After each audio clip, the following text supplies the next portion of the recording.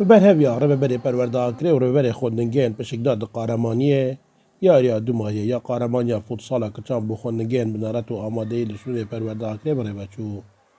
لیاریا دو ماهی جی هر دو خودنگین زلال و سرودی گشت ایک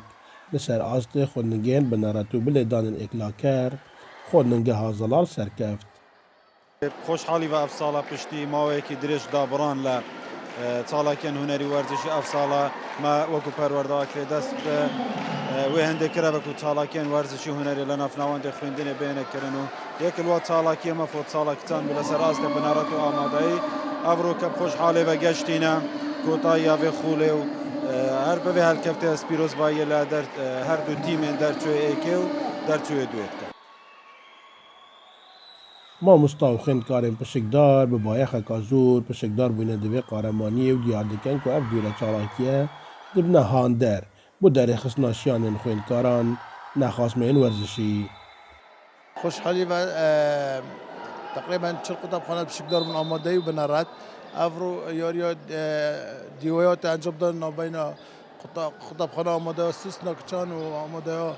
گزمین کچان خوشحالی و آماده گزمین سر کرد و به یاریا دویل قناق بنرد کرد ام دست خوشیل پشکا چالاکیت ورزشی و دیدوانی پرورده کرد کن که رابن به ذکر نوان جورا چالاکیان و ام حس کن که اف جورا چالاکیه بردام بن چونکی بری سالت نوکه بر کرونا اف چالاکیات بنا را گرتن و نوکش ام حس که اف سالتات یا وکرن همی چالاکی و اف چالاکیت بنا پالدرک بوان قطابیان کبشن حز و ویانت خویت ورزشی در بخن به خوشحال بم كولسا بردا اقربونه كما نابي بشتي غيرنا قطب خانه زلال ان شاء الله هر سال دوري هتا كدنا ودبينا كم ساعه لدو ماهی جی خلات و دیاری بسر سرکفتین قهرمانی هات ندابش کرن اسماعیل سعید دزگی میدیای بادینان آکره